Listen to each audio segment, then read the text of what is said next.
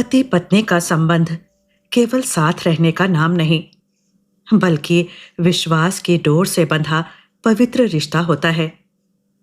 जब इस रिश्ते में भरोसा मजबूत होता है, तो कठिन से कठिन परिस्थितियां भी कमजोर नहीं कर पाती। लेकिन जब विश्वास टूट जाता है, तो प्रेम भी धीरे धीरे खत्म होने लगता है। नमस्कार, मैं सिम्मी सैनी आज आपके लिए कथा साहित्य में एक ऐसी ही कहानी लेकर आई हूं। कहानी का शीर्षक है पंखुरी पंखुरी हर सिंगार।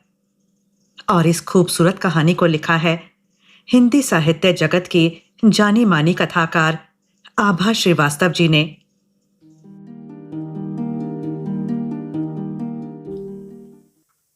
कितनी आसानी से गौतम ने कह दिया कि वो दिव्या से अलग होना चाहता है। कितना कटु होता है सच को स्वीकार करना और फिर उसी सच के साथ जीना। कब और कैसे दिव्या ने अपनी चेतना खो दी थी, उसे स्वयं नहीं पता चला। चारों तरफ एक घुटा हुआ अंधेरा था, एक अंधी सुरंग थी जिसका दूसरा छोर ही नहीं दिखाई दे रहा था। पता नहीं कहां थी वो।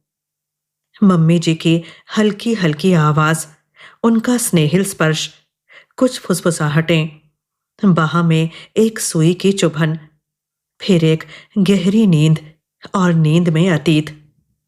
पता नहीं क्यों और कैसे वो गौतम से इतना जुड़ती चली गई, और गौतम उससे क्यों नहीं जुड़ पाया। गौतम दिव्या से कुछ और भी पाना चाहता था, या फिर उसकी चाहना ही अलग थी। दिव्या समझ नहीं पाई। इतने बरसों में गौतम को अपना सब कुछ सौंप कर दिव्या निश्चिंत थी। फिर अचानक यह विस्फोट क्यों हुआ? ब्याह कोई गुड्डे गुड़ियों का खेल होता है क्या? दिव्या कितना कितना रोई थी। अब तो स्वयं पर शर्म भी आती है। उस पल वो गौतम के पैरों पर गिर गई थी। क्या दोष है मेरा गौतम? बताओ तो, मुझे छोड़कर मत जाओ। वो घिघियाई थी। इतने बड़े शहर में मैं अकेले कैसे रहूंगी? मैंने हमेशा वही किया जो तुमने चाहा। क्या मैं चरित्रहीन हूं? मैंने तुम्हें धोखा दिया या तुम्हारे साथ चालाकी करी? तुम्हारे कपड़े धोए, घर संभाला, तुम्हारे लिए खाना पकाया, तुम्हारे कहने पर अपना करियर दांव पर लगा दिया। फिर किस बात की सजा दे रहे हो मुझे? दिव्या के भीतर एक असुरक्षा की भावना घर करती जा रही थी। गौतम उसके लिए एक सुरक्षा कवच था। गौतम ने बड़े ही रूखेपन से दिव्या को अपने से अलग कर दिया था। मम्मी है ना, उनके साथ रहना। पैसे रुपए काफी छोड़े जा रहा हूं तुम्हारे नाम। कोई परेशानी नहीं होगी तुमको। यह फ्लैट भी तुम्हारा ही रहेगा। चाहो तो आगे पढ़ाई कर लो या नौकरी। दिव्या अवाक थी, हैरान थी। इतने बरस बाद अब वो पढ़ाई करेगी, और ये सब गौतम कह रहा है। वो चुप होकर अलग हो गई थी। वो गौतम को बंदी नहीं बना सकती थी अपने प्रेम पाश में। सुनैना के साथ गौतम को रहना है तो वो जाएगा ही। अब उसे कोई रोक नहीं सकता। यह बात दिव्या को बहुत पहले ही समझ लेनी चाहिए थी, लेकिन उसने समझना ही नहीं चाहा। दिव्या ने याद करने की कोशिश करी कि वो पहली बार सुनैना से कब और कहाँ मिली थी। वो गौतम की एक ऑफिशियल पार्टी थी। फेशियल, मैनिक्योर और पेडिक्योर किए, चुस्त टॉप और ब्लैक ट्राउजर में सुनैना दमक रही थी। उसने टर्क्वाइज आई शेडो और न्यूड पिंक लिपस्टिक लगा रखी थी। उस पर बेबाक बेझिझक हंसी और हाथ में वाइन का गिलास। सुनैना गौतम की ही कंपनी में सीनियर पोजीशन पर था। दूधिया रंग, 5 फीट 5 इंच हाइट और फिगर 32, 23, 34। हाई हील ठकठकाते वो धड़ल्ले से इधर उधर जा रही थी। फिर जब दिव्या के सामने की टेबल पर बैठी, तो घूंट घूंट वाइन पीते हुए उसका दिव्या को लगातार देखना दिव्या को असहज करने लगा। दिव्या चकित थी और कुछ कुछ भौचक भी। मुंबई की लड़कियां मॉडर्न होती हैं, पर इतनी? दिव्या ने ना सोचा था, ना देखा था। उसके लाख कहने पर भी गौतम ने बहला फुसलाकर उसे नौकरी नहीं करने दी थी। उधर सुनैना कंपनी में अपनी पोजीशन का अदृश्य ताज सिर पर सजाए चल रही थी, भरपूर आत्मविश्वास से भरी। उसी पार्टी में दिव्या को एक और बात भी पता चली थी कि सुनैना के साथ गौतम की गहरी दोस्ती थी। रहना, खाना पीना, घूमना, दूसरे शहरों में जाना, इकट्ठे होटलों में रुकना तक था। सारे लोग यही सोचते थे कि गौतम सुनैना से ही ब्याह करेगा, किंतु सुनैना का जरूरत से ज्यादा मॉडर्न होना गौतम की मम्मी को पसंद नहीं था, सो दोनों का ब्याह नहीं हो पाया। सुनैना की उस उपेक्षित दृष्टि का कारण कुछ कुछ दिव्या भांप चुकी थी। दिव्या जब कॉलेज में पढ़ती थी तो कॉलेज की सबसे सुंदर और स्टाइलिश लड़कियों में उसकी गिनती होती थी। फर्स्ट ईयर में आते ही कॉलेज के लड़कों के बीच वो चर्चा का विषय बन गई थी। मिस फ्रेशर का खिताब जीतने के बाद जब पहले सेमेस्टर में उसके सर्वाधिक अंक आए तो उसने ब्यूटी विद ब्रेन की उक्ति को सार्थक कर दिया था। लखनऊ के लॉरेटो कॉन्वेंट की पढ़ी दिव्या में उन दिनों भरपूर आत्मविश्वास था। स्कूल से कॉलेज तक वो पढ़ाई के अलावा हर गतिविधि कार्यक्रम में बढ़ चढ़कर हिस्सा लेती थी, किंतु बेटियों को जल्दी से जल्दी शादी करके निपटा देने वाली मानसिकता के कारण उसकी मां के लिए दिव्या की सभी उपलब्धियां मात्र उसके ब्याह के लिए सहायक थीं। सो उसकी मां ने पैदा होते ही उसकी नियति लिख दी थी। बीटेक तीसरे वर्ष में आते आते घर में उसके ब्याह की चर्चा आरंभ हो गई थी। दिव्या कई बरस पीछे लौट गई थी। अनायास ही जब गौतम के घर से उसके ब्याह का रिश्ता आया तो सभी हैरान थे। उसके माता पिता ने कभी सोचा भी ना था कि दिव्या के लिए इतने बड़े और रईस खानदान से रिश्ता आएगा। माँ बेटे का छोटा सा परिवार, माँ मुंबई के प्रतिष्ठित कॉलेज में सीनियर प्रोफेसर और बेटा आईआईटी ग्रेजुएट। सभी ने तुरंत हामी भर दी थी। दिव्या कुछ ठुनकी भी थी कि एक आध बरस तो जॉब करने दी होती, किंतु इतनी परवाह किसे थी। इधर बीटेक अंतिम वर्ष की परीक्षाएं निपटी और उधर दिव्या का ब्याह निपट गया। दिव्या मुंबई आ गई थी। दिव्या ने सुना था मुंबई में घर बहुत छोटे होते हैं, लेकिन बांद्रा जैसी लोकेलिटी में गौतम का 3 BHK का सुंदर फ्लैट था। मम्मी जी दिव्या के ब्याह के बाद कुछ दिन साथ रही थीं। फिर जुहू वाले अपने दूसरे फ्लैट में रहने चली गई थीं। नववधु के वेश में जब दिव्या गृह प्रवेश कर रही थी तो उसका स्वागत मम्मी जी ने कितने भव्य तरीके से किया था। दिव्या को लगा था मानो वो कहीं की महारानी हो। सभी को उसके भाग्य से ईर्ष्या हुई थी। गौतम और उसकी मम्मी ने ब्याह से पूर्व दिव्या के घर वालों से एक शर्त रखी थी, जिसके बारे में उसकी मां ने उससे कोई जिक्र नहीं किया था। उन लोगों की चाहना थी कि दिव्या ब्याह के बाद नौकरी ना करके गौतम की घर गृहस्थी पर ध्यान देगी। नववधु के वेश में दिव्या ने जिस पल गौतम के घर में कदम रखा तो कानों में मम्मी जी का स्वर गूंजा था, अपने घर में तुम्हारा स्वागत है दिव्या। अपना घर? दिव्या को विश्वास ही नहीं हो रहा था। मुंबई में अपना घर, सजा संवरा, छूने से मैला होने वाला, घर भर में बेला, मोगरा और गेंदे की खुशबू। उसे सब कुछ स्वप्न जैसा लग रहा था। दिव्या को लखनऊ का अपना छोटा सा घर याद आया। उस घर में अपना कमरा जिसे वो छोटी बहन छाया के साथ शेयर करती थी। एक अलमारी, कुछ कपड़े, कुछ किताबें, कॉलेज, कक्षाएं, सखियां, सब कुछ पीछे, बहुत पीछे छूट गया था। शुरुआत के दिन कितने मद भरे थे। गौतम दिव्या में ही डूबा रहता था, मानो दिव्या को पूरा का पूरा पा लेना चाहता हो। तब काफी दिनों तक दफ्तर में उसका मन ही नहीं लगता था। दफ्तर से बीच बीच में घर आ जाता था और फिर दोबारा दफ्तर जाता ही नहीं था। गौतम का सानिध्य, उसका प्यार पाकर दिव्या निहाल हो गई थी।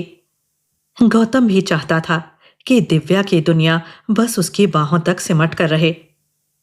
आरंभ के कुछ दिन, महीने, बरस तो पंख लगाकर उड़ गए, किंतु भरी भरी रहती थी दिव्या उन दिनों। आए दिन मूवी, डिनर, पार्टीज, ना जाने कितने ही लोगों से मिलना मिलाना। हर फंक्शन, पार्टी, ट्रिप पर गौतम अपनी गुड़िया जैसी पत्नी को ले जाना चाहता था। उधर मम्मी जी का नेह भी उस पर भरपूर था। जब से दिव्या ब्याह कर आई थी, वे अक्सर कॉलेज से लौटकर दिव्या के फ्लैट पर आ जाती थी। उनको खुशी थी कि उनके नकचढ़े बेटे को आखिर दिव्या ने अपने प्रेम पाश में बांध ही लिया। गौतम की पार्टियों से दिव्या मुक्त होती तो मम्मी जी की किटी पार्टी, रिश्तेदारी, कथा वार्ता, नवरात्रि के कार्यक्रमों में व्यस्त हो जाती। लेकिन समय के साथ इस एक रास्ता से दिव्या उबने लगी थी। वो धीरे धीरे मुंबई शहर को अपनाना चाहती थी, इसे अपने व्यक्तित्व का हिस्सा बनाना चाहती थी। शायद सुनैना की तरह स्मार्ट और तेज तर्रार बनना चाहती थी, ताकि उसे कोई गंवार या देसी ना कह सके। उसकी बीटेक की डिग्री किसी कोने में पड़ी धूल खा रही थी। गौतम के दफ्तर चले जाने के बाद दिव्या बिल्कुल अकेली पड़ जाती थी। गौतम को तो दिव्या का आस पड़ोस में किसी से बात करना भी पसंद नहीं था। दिव्या रोज की उबाऊ दिनचर्या से पक चुकी थी। गौतम के जाते ही वो निढाल पड़ जाती। दिन भर फुर्सत रहती, खाने की, पीने की, सोने की, कुछ भी करने की। लेकिन तब भी समय ही समय। कितनी शॉपिंग करे वो। घर का सामान, वॉल हैंगिंग्स, रंग बिरंगे मेजपोश, पीतल के कलशों में पौधे, बंधनवार, स्वयं के लिए सामान, साड़ियां, पर्स, गहने, कॉस्मेटिक्स। तब लगता था सारी इच्छाएं पूरी हो गई हैं। यही सुख है, परम मोक्ष। किंतु यही मोक्ष उसे बेचैन करने लगा।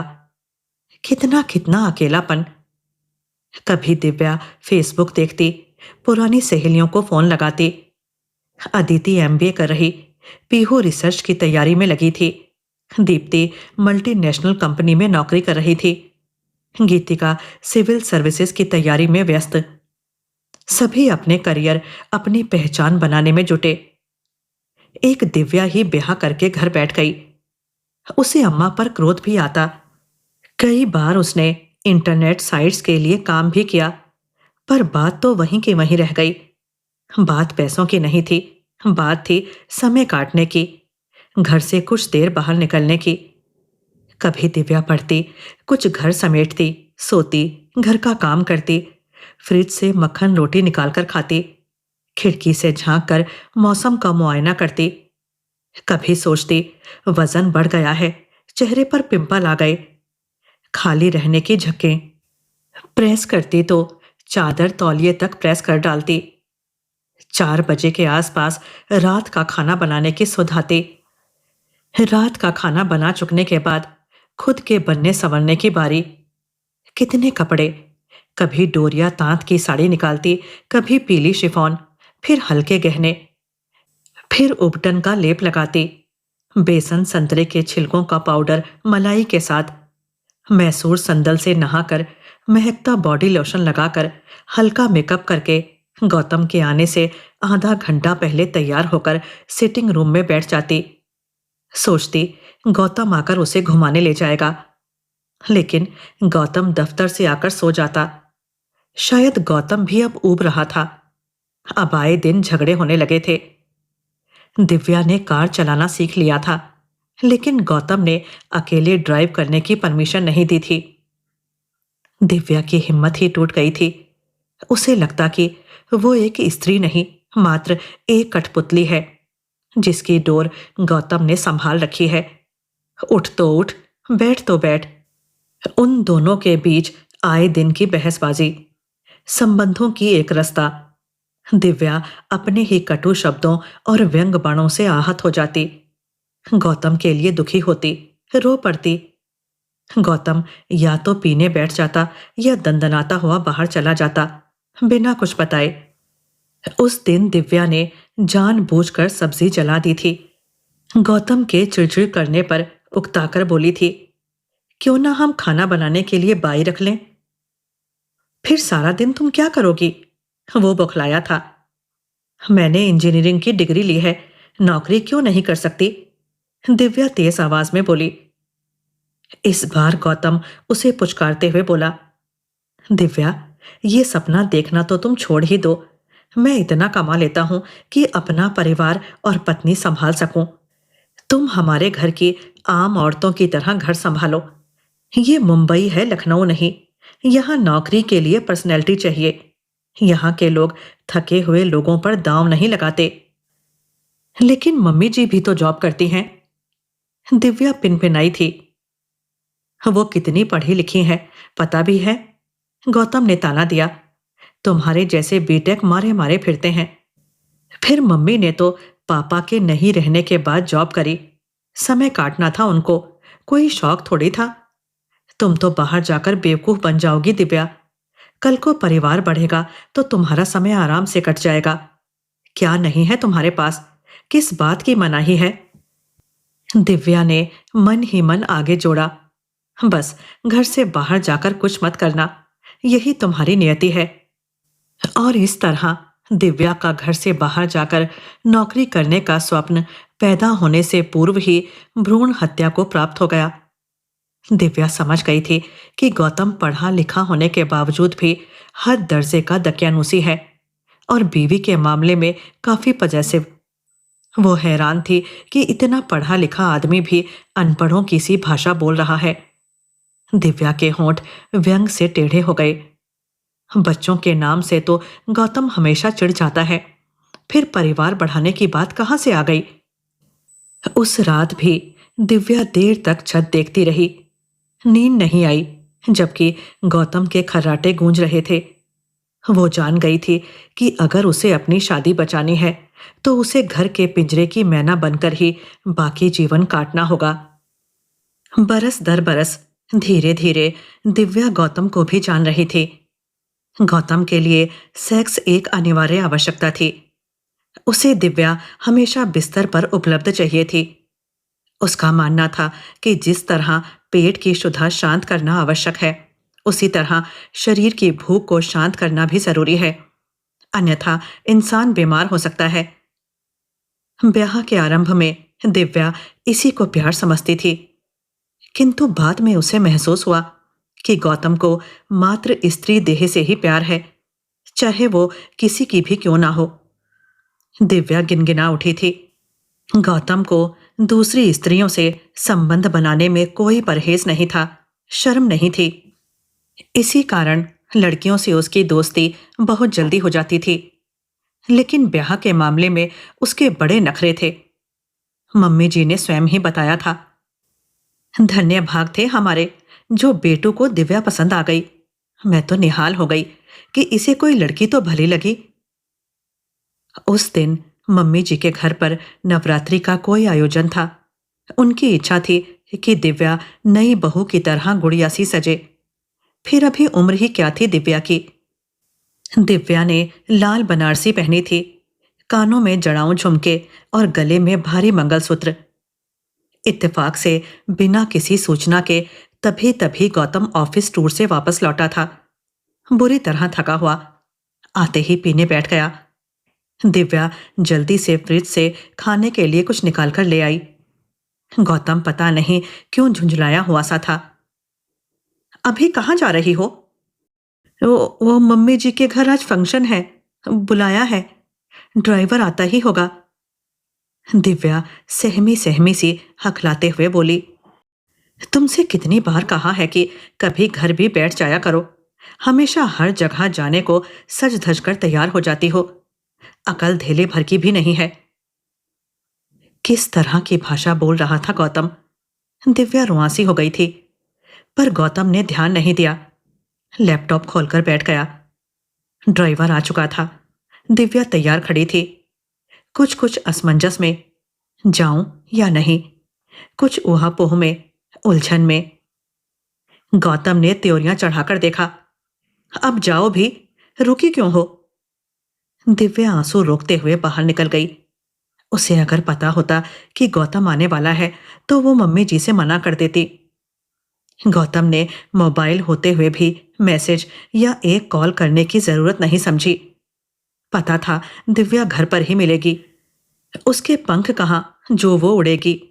वो तो ब्याह होते ही काट दिए गए थे। मम्मी जी के घर पहुंचने पर दिव्या ने देखा कई जोड़ी आंखें सिर्फ उसी को निहारने के लिए प्रतीक्षारत थीं। गौतम की पत्नी होना और मम्मी जी की बहू होना सभी के लिए ईर्ष्या की बात थी। संकोच से भर गई थी दिव्या। ना जाने कितने लोगों के पैर छुए उसने। रिश्ते की कितनी ही नंदें, भाभियां, पड़ोस की लड़कियां सभी खिलखिला रही थीं। दिव्या से निकटता चाह रही थीं। लेकिन दिव्या का मन रो रहा था। गौतम का व्यवहार कहीं ना कहीं उसे रिक्त करता जा रहा था। पूजा समाप्त हो जाने पर जब वो कमरे में आई तो मौसिया सास ने पास बिठा लिया। कितनी प्यारी बहू है। जिया और गौतम सच में भाग्यशाली हैं। खुशखबरी कब सुना रही हो दिव्या? वे दिव्या से इधर उधर की बातें करने लगी। मौसी जी कुछ कहना चाह रही हैं? दिव्या ने पूछ ही लिया। दिव्या, तुम मेरी बेटी जैसी हो। जो मैं कहना चाह रही हूं उसे ध्यान से सुनो। घर से बाहर अपनी दुनिया का दायरा बढ़ाओ। बाहर क्या हो रहा है कोई तुम्हें कुछ नहीं बताएगा। अपनी बहन को भी मैं अच्छे से जानती हूं। उसका बेटा उसकी कमजोरी है। गौतम से ब्याह करने से पहले तुम्हारे माँ बाप ने कुछ पता नहीं किया था क्या? दिव्या भौचक सी उनको देख रही थी। कुछ दिन पहले पुणे में गौतम दिखा था तुम्हारी ताई सास की विधवा बहू रन्नो के साथ। मैं सोच रही थी कि शायद ब्याह के बाद वो सुधर जाएगा। लेकिन उस दिन उन दोनों की बेशर्मी देखकर मैं तो हैरान थी। पहले भी उड़ती उड़ती खबर थी कि रन्नो ने उसे अपने जाल में फंसा रखा है। खुल्लम खुल्ला संबंध है उन दोनों का। ब्याह से पहले जीजी कितना परेशान रहती थी गौतम के अफेयर्स को लेकर। आज भी कह रही थी इतनी प्यारी बहू के होते हुए गौतम फिर भटक रहा है। सुनैना के बारे में तो तुम जानती ही होगी। रोजी, महक, लावण्या और भी कई हैं। कितनी हैं पता नहीं। गौतम को नियंत्रण में रखो। अब तुम बच्ची नहीं हो। दिव्या का दिमाग साए साए कर उठा। कुछ दिन पहले भी गौतम ऑफिस से देर से लौटा था, बुरी तरह नशे में धुत। एक दो बार मुंह से लावण्या नाम निकला था, फिर लुढ़क कर सो गया था। सुनैना के बाद अब लावण्या? नहीं नहीं, दिव्या ने सिर झटक दिया। लेकिन उस पर नकारात्मकता हावी होने लगी थी। सिर घूमने लगा था। उसने पलंग का सिरहाना कसकर पकड़ लिया था। दांत भिंच गए थे। मौसी ने उसे कांपते हुए देखा। दिव्या, क्या हुआ? मौसी की आवाज दूर होती चली गई। ठंडे पानी के स्पर्श से उसने आंख खोली। मम्मी जी सामने खड़ी थी। उन्होंने रुमाल से उसका माथा पोंछा। दिव्या के लिए चाय आ गई थी। कुछ घूंट पीकर दिव्या स्वस्थ हुई। नहीं, इतनी कमजोर नहीं बनेगी वो। दिव्या सोचती रही। लौट कर गौतम से खूब लड़ेगी। कितने दिन गौतम उसका रहा? कुछ दिन, कुछ हफ्ते, कुछ महीने या कुछ बरस? उसके ब्याह की उम्र बस इतनी ही थी क्या? पूजा के बाद मम्मी जी से विदा लेकर वो वापस अपने घर पहुंची। गौतम नहीं था। दिव्या सन्न, स्तब्ध, रात भर जागी, इंतजार करती रही। सुबह सुबह फिर लौटा गौतम, बुरी तरह उखड़ा, झुंझलाया हुआ। जल्दी जल्दी एक सूटकेस में अपना सामान भरना शुरू किया। लैपटॉप, कुछ और गैजेट्स, कुछ कपड़े, कुछ किताबें, टूथब्रश, साबुन। फिर बाहर जाना है क्या? दिव्या सारी शिकायतें भूल अकबकाई सी पूछ बैठी। मैं कुछ समय के लिए बाहर जा रहा हूं। नौकरी छोड़ दी है। कब लौटूंगा कह नहीं सकता। तुम्हारे लिए बहुत सा पैसा बैंक में छोड़ रखा है। कभी किसी चीज की कमी नहीं होगी। फिर मम्मी भी हैं। गौतम एक सांस में बोलता चला गया। मगर मैं कहाँ रहूंगी? किसके साथ? दिव्या का चेहरा फक पड़ गया था। तुम यहीं रहना। चाहो तो मम्मी के पास चली जाना। कोई रोक टोक नहीं। बस मुझे छोड़ दो। मैं सुनैना के साथ जा रहा हूं। कहाँ, मुझे खुद पता नहीं। और हां, मुझसे कांटेक्ट करने की कोशिश भी मत करना। गौतम ने कहा और मोबाइल से सिम निकालकर निर्दयतापूर्वक कुचल दिया। दिव्या पसीने पसीने, अब क्या करेगी, कैसे रहेगी? उसने मम्मी जी को फोन लगाया। तुरंत ही वे खुद ड्राइव करती हुई आ गईं। तब तक सारा सीन क्रिएट हो चुका था। जाने से पहले गौतम ने दोनों को बारी बारी से गले लगाया और तुरंत निकल गया। दिव्या के मन में कितने ही सवाल उमड़ घुमड़ रहे थे, लेकिन सब उसके आंसुओं के सैलाब में बह गए। सास बहू भीगी आंखों से गौतम का पागलपन देख निशब्द थीं। उस समय दिव्या और गौतम की गृहस्थी का कोना कोना रो रहा था। बस मुंबई शांत थी, चुप थी, तटस्थ थी। तू चल मेरे साथ बच्ची, मम्मी जी ने दिव्या को पुचकारा। वे भी सदमे में थीं, किंतु दिव्या भरभराकर रो पड़ी। आपको पता था कि गौतम ऐसे हैं तो मेरा जीवन नरक क्यों किया? दिव्या वहशियों की तरह चिल्लाकर रो रही थी। मम्मी जी के पास कोई जवाब नहीं था। पता नहीं कैसे दिव्या पागलों की तरह अपना चेहरा पीटने लगी। एक लावा सा उबलने लगा था उसके भीतर, और जब शांत हुआ तो कितना कुछ भस्म कर गया था। जिस पल दिव्या की चेतना लौटी, उसने मुंदी हुई आंखों को खोलने का प्रयास किया। उसे आश्चर्य हुआ कि वो मरी क्यों नहीं। गौतम ने उसे कितना कितना अपमानित किया, उसके बाद भी वो जीवित है। क्यों? मर जाना चाहिए था उसे। उसने अपनी पूरी आंखें खोलीं। सामने मम्मी जी बैठी थीं, स्थिर, शांत, ममत्व भरी मुद्रा। दिव्या के होंठ कांपने लगे। मत रो मेरी बच्ची, अब तू मेरी जिम्मेदारी है। नहीं पता था वो निर्मोही इस तरह सारे रिश्ते तोड़कर चला जाएगा। वे दिव्या के माथे पर हाथ फेर रही थी। एक ही दिन में कितनी उम्र झलक आई थी उनके चेहरे पर। दिव्या के आंसू बूंद बूंद झर रहे थे। उसे चारों तरफ शून्य दिखाई दे रहा था। वे हथेलियां जो कल तक दुनिया भर के प्यार, दुलार और सुहाग से भरी थीं, आज रिक्त हो गई थीं। उसे लगा वो जमीन कहीं दरक गई है जो उसके पांव के नीचे थी। अब क्या करेगी दिव्या? नहीं पता। 2 महीने से पीरियड मिस हो रहे थे। डर के मारे गौतम से जिक्र ही नहीं किया था। उसे और गौतम को कितने दिनों से पास बैठने का समय ही नहीं मिला था। इस बार दिव्या ने कोई सावधानी नहीं बरती थी। उसे अब लग रहा था कि बच्चे के आ जाने से शायद गौतम उसके पास लौट आएगा, वो अपने परिवार से बंधेगा। लेकिन क्या हुआ? उससे पहले ही कदम दर कदम बढ़ता हुआ गौतम उससे कितनी दूर चला गया, कहाँ यह भी नहीं पता। पीछे छूट गई थी दिव्या और उसका अजन्मा बच्चा। दिव्या ने सोचा भी ना था कि जीवन में ऐसे दिन भी आएंगे। लखनऊ में खबर होगी तो अम्मा पापा का जीना दुभर हो जाएगा। सारे रिश्तेदार पड़ोसी उन पर हंसेंगे। दिव्या व्यग्र, व्याकुल, कितना नियंत्रित करे स्वयं को। हिस्टेरिकल सी होने लगी। नर्स चाय लेकर आई, खींच कर प्याला फेंक दिया, खनखनाकर टूट गया। जी किया तकिया फाड़ डाले, चादर खींच दे, सब कुछ तितर बितर कर दे। कुछ नहीं हो पाया तो वो अपने बाल नोचने लगी।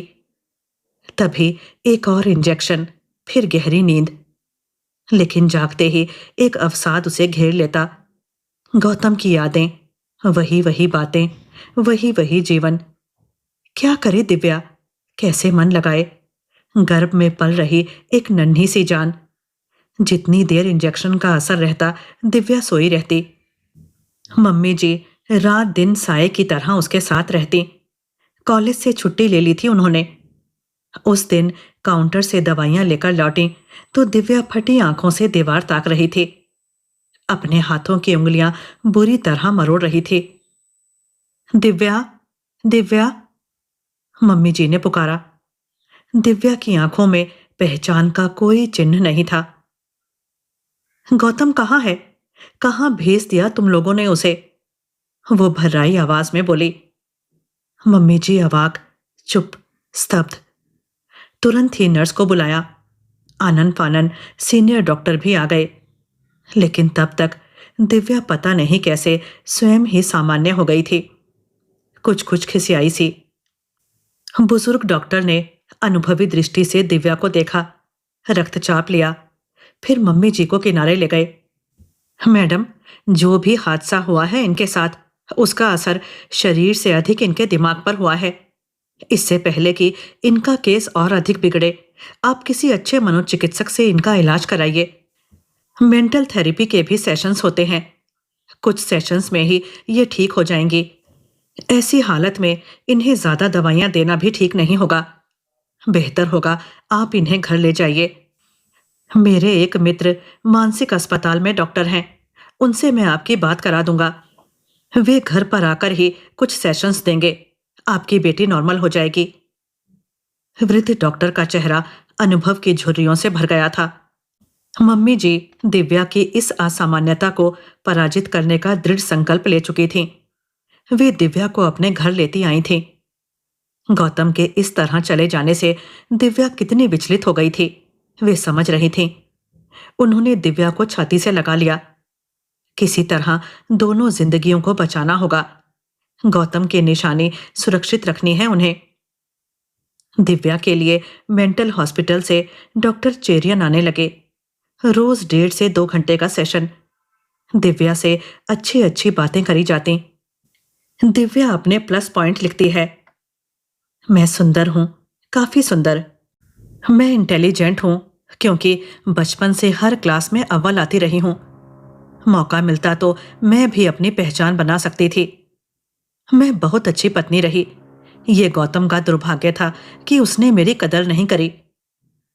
बार बार इन वाक्यों को पढ़ने से दिव्या के मन में एक विश्वास जागने लगा। दिव्या को जीना होगा, जीना सीखना होगा। मन ही मन वो मंत्र पढ़ती है। दुर्गति नाशिनी दुर्गा जय जय, काल विनाशिनी कली जय जय, उमा रमा ब्रह्माणी जय जय, सीता राधा रुक्मणी जय जय। मंत्र की शक्ति उसे साहस दे रही है। दिव्या स्वयं को समझाती है। रिश्ते टूट ही जाते हैं इतनी सरलता से, जैसे 2 यायावरों का साथ। इन अनचाहे अधबने रिश्तों का टूट जाना ही बेहतर है। शरीर मात्र से क्या कोई किसी को बांध सका है? नहीं ना। दिव्या भी तो अपवाद नहीं थी। डॉक्टर चेरियन के सेशंस समाप्त हो चुके थे। दिव्या काफी कुछ ठीक भी हो चुकी थी, लेकिन फिर भी निरुद्देश्य सी कमरे में बैठी रहती। ना कुछ पढ़ने का मन करता, ना घूमने का, ना कुछ काम करने का। गृहस्थी का मोह कब का छूट चुका था। उस दिन भी दिव्या घर पर अकेली ही थी, कुछ पढ़ने की कोशिश में। मम्मी जी किसी काम से बाहर गई थीं। अचानक ही डोरबेल बजी। कौन होगा? दिव्या ने द्वार खोला। डॉक्टर चेरियन थे। मैं इधर से गुजर रहा था, सोचा रुककर हाल ले लूं। कैसी हो? कहते कहते वे अंदर आ गए। दिव्या उन्हें देख रही थी। अधेड़ उम्र के व्यक्ति, स्टाइलिश कपड़े, ढंग से संवारे गए खिचड़ी बाल, हंसमुख चेहरा। वे भांप चुके थे दिव्या घर में अकेली है। दिव्या, आओ मेरे पास बैठो। इतने दिन तुम्हारा इलाज किया, कुछ पूछना चाहता हूं, इजाजत है? दिव्या भाव शून्य सी उन्हें देख रही थी। तुम्हारी जैसी सुंदर पत्नी होते हुए भी तुम्हारा पति तुम्हें क्यों छोड़ गया? तुम्हें तो बॉलीवुड में हीरोइन होना चाहिए था। क्या फिगर है तुम्हारा? गौतम को तुम्हारी कदर नहीं थी। आई थिंक वो तुम्हारे लायक ही नहीं था। डॉक्टर चेरियन दिव्या के और निकट सरक आए थे। मुझे एक चांस दो दिव्या, तुम्हारा पूरा ख्याल रखूंगा। वैसे तो मेरा अपना पूरा परिवार है, पत्नी है, लेकिन आज की रात मुझे अपने पास रह जाने दो दिव्या। कभी कभी कुछ रातें मेरे साथ। वे फुसफुसाने लगे थे।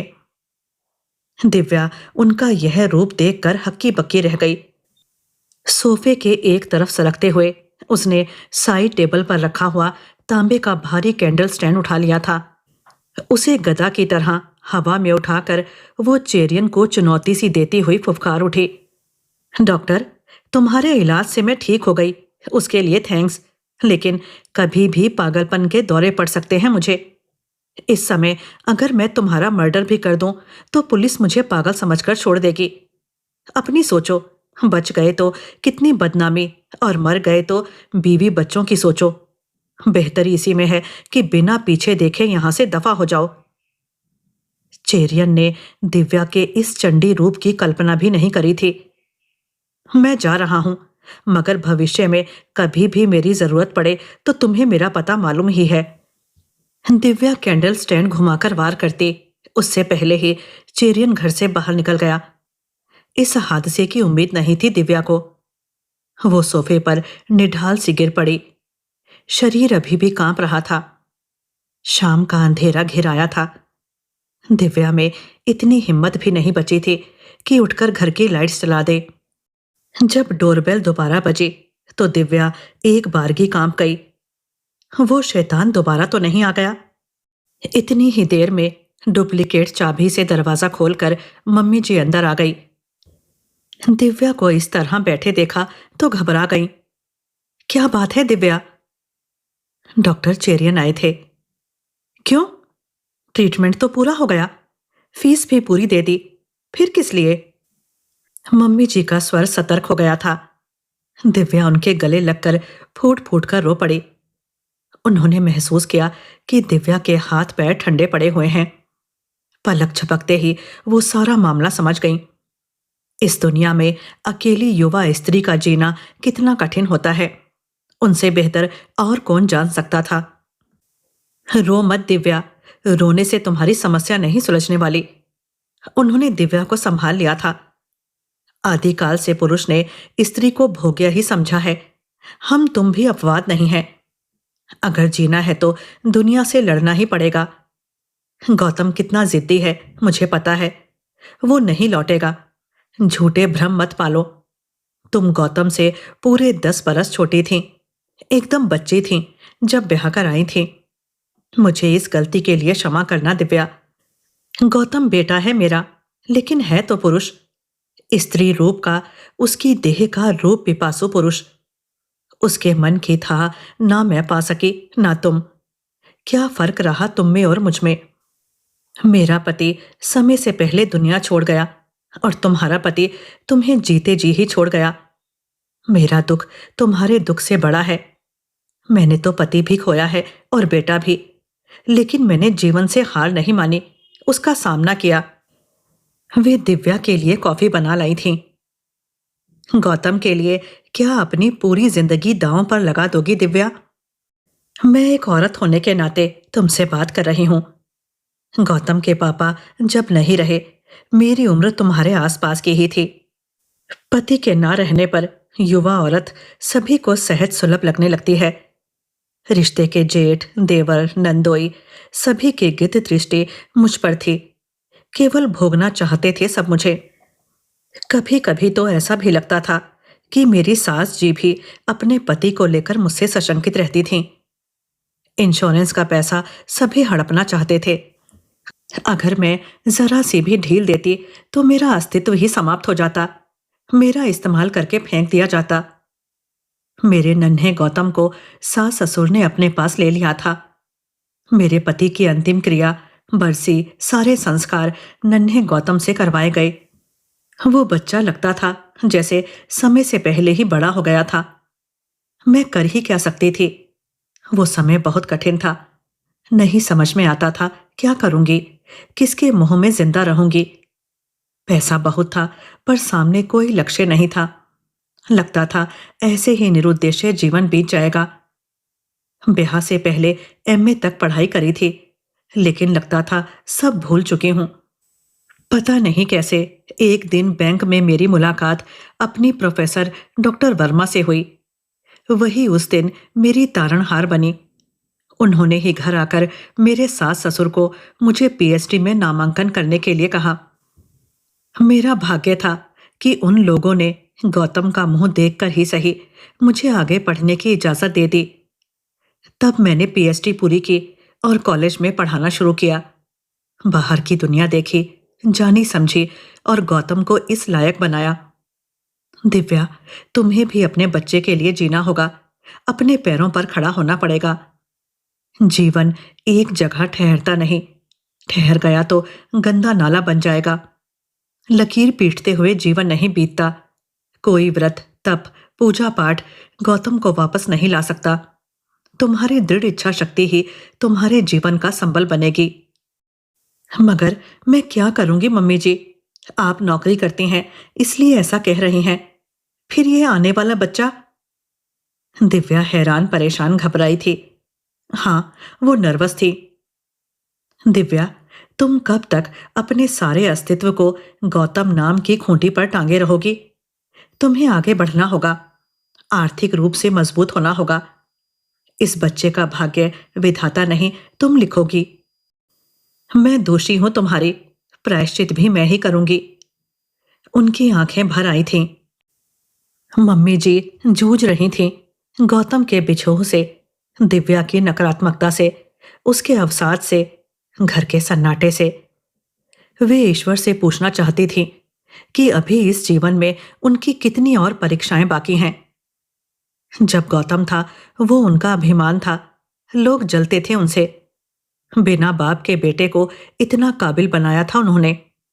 बेटे के पंखों के सहारे दसों दिशाओं में उड़ती फिरती थी वो। बेटा था तो वो दुर्गा की तरह थी। आज गौतम के बिना वे स्वयं को खंडित मूर्ति समझने लगी थीं।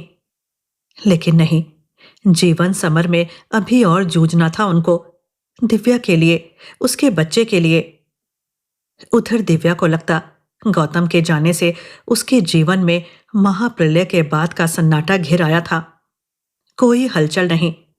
वो एक झूठी आस पर जी रही थी कि एक दिन उसका प्यार, समर्पण एक जादू की तरह गौतम को वापस ले आएगा। एक चमत्कार होगा और सब लोग तालियां बजाएंगे। मम्मी जी जान रही थीं कि दिव्या को इस भ्रम से बाहर आने में समय लगेगा, पर कितना पता नहीं। उस दिन अचानक दिव्या के फोन पर एक कॉल आई। हेलो दिव्या, मैं पीहू मुंबई आ रही हूं, अपना पता व्हाट्सएप कर दे। पीहू उसकी सबसे अच्छी दोस्त, बचपन से साथ पढ़ी खेली बड़ी हुई, अपने हर सीक्रेट एक दूसरे से शेयर किए। ब्याह के बाद दिव्या सबसे कितनी दूर हो गई थी। उसकी दुनिया बस गौतम के इर्द गिर्द ही सिमट कर रह गई थी।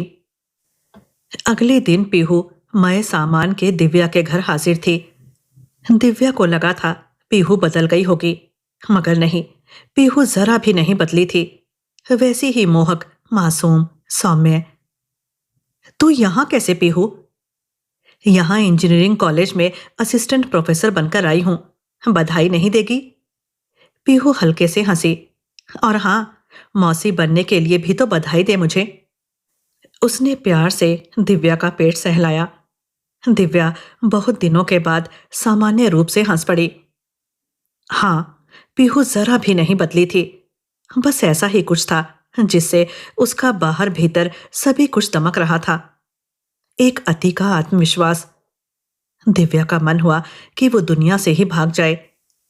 ब्याह करके उसके कितने ही वर्ष नष्ट हो गए, मिला क्या? उसकी सखियां कहां से कहां पहुंच गई और वो गौतम नाम के पति और ब्याह को ही अपनी सबसे बड़ी उपलब्धि मान इतराती रही। साड़ियों, गहनों और पार्टियों में ही डूबी रही। गौतम कहाँ है? मिलाएगी नहीं? आज तो संडे है।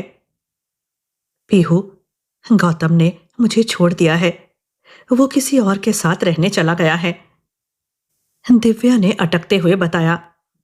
बास्टर्ड। पीहू का चेहरा गुस्से से लाल हो गया। क्यों छोड़ा उसने तुझे? बस मन भर गया था मुझसे। दिव्या रुआंसी थी। मन भर गया था? ये क्या बात हुई? समझा क्या है उसने? तू घसीट उसे कोर्ट में, पता चलेगा बच्चों को। पीहू तमतमा गई थी। मम्मी जी आ गई थी तो उसने स्वयं पर काबू पा लिया। उसकी दृष्टि में दिव्या के लिए एक फिक्र थी, एक हमदर्दी, एक प्यार था। मम्मी जी से मिलकर पीहू को तसल्ली हुई कि इतने बड़े शहर में उसकी सखी अकेली नहीं है। उसकी मां समान सास उसके हर सुख दुख में चट्टान की तरह उसके साथ है। अपने बेटे की गलती पर पर्दा ना डालकर उन्होंने दिव्या का साथ दिया। दिव्या के भाग्य या उसके कर्मों को लेकर उस पर कोई दोषारोपण नहीं किया उन्होंने। यही उनका बड़प्पन था। पीहू ने नई नौकरी ज्वाइन कर ली थी। जल्द ही वो किराए के घर में शिफ्ट हो गई।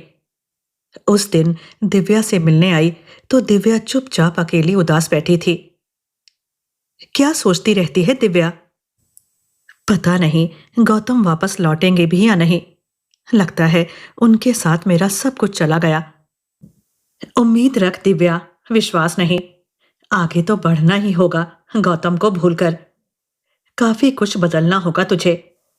अपने तरीके से जिंदगी गढ़नी होगी ताकि गौतम वापस लौटे तो वाह वाह, और ना भी आए तो भी। पीहू ने अपना वाक्य अधूरा छोड़ दिया। दो पीढ़ियां दिव्या को अपने अपने तरीके से समझा रही थीं। जीवन में आगे बढ़ने को कह रही थीं और दिव्या अतीत से चिपकी बैठी थी। उसे क्यों लगता था जीवन रुक सा गया है? कल को उसका अपना बच्चा भी यही कहेगा, माँ, तुमने जीवन से संघर्ष क्यों नहीं किया? हार कर क्यों बैठ गई? आज मम्मी जी हैं, कल नहीं रहेंगी। पीहू भी हमेशा साथ नहीं रहेगी। कब तक इन पर निर्भर रहेगी वो? दिव्या थरथरा उठी थी। वो इतवार का दिन था। पीहू और मम्मी जी उसे आर्ट ऑफ लिविंग के सेमिनार में ले गईं। दिव्या सुनती रही। अतीत से बाहर निकलो, वर्तमान में जियो। जीवन ना भूत है ना भविष्य। जो वर्तमान है वही सच है, वही जीवन है। ईश्वर में अपनी आत्मा समर्पित कर दो। दिव्या ने अपने मन को तसल्ली दी और अपनी आंखें पोंछ ली। गौतम ने उसे टूटा खिलौना समझकर फेंक दिया था। उसे जुड़ना होगा, जीना होगा, मम्मी जी की तरह, पीहू की तरह। वापस आकर उसने मम्मी जी से कहा, मैं आगे पढ़ना चाहती हूँ मम्मी जी। क्या करेगी पढ़कर? कौन सा तुझे ऑफिस जाना है? पीहू ने चिढ़ाया, कटाक्ष किया। नहीं, मन नहीं लगता, ऊब जाती हूं। मम्मी जी ने मुंह घुमाकर देखा, हल्का सा हंसी। ये एक विजेता की हंसी थी। दिव्या ने लाइब्रेरी इंफॉर्मेशन साइंस के कोर्स में दाखिला ले लिया था। एमटेक या एमबीए नहीं, बिल्कुल नया कोर्स। हाँ, पुराना कुछ भी नहीं।